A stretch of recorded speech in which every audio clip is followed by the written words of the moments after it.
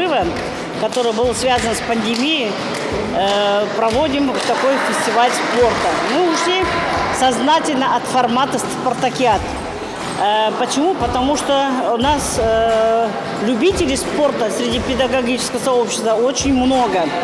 И мы решили провести по многим видам спорта вместе с социальными партнерами, нашим управлением образования Павлодарской области и профсоюз образования. Приняли совместное решение проведения вот такого фестиваля «Касводак Спортфест».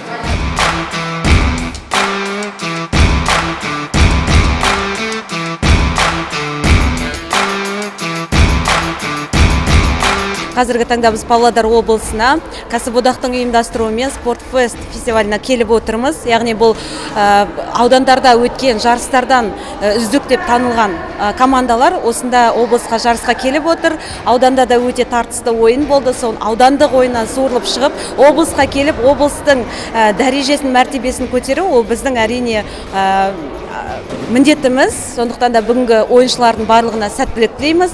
Тек қана мықтылар жеңсін.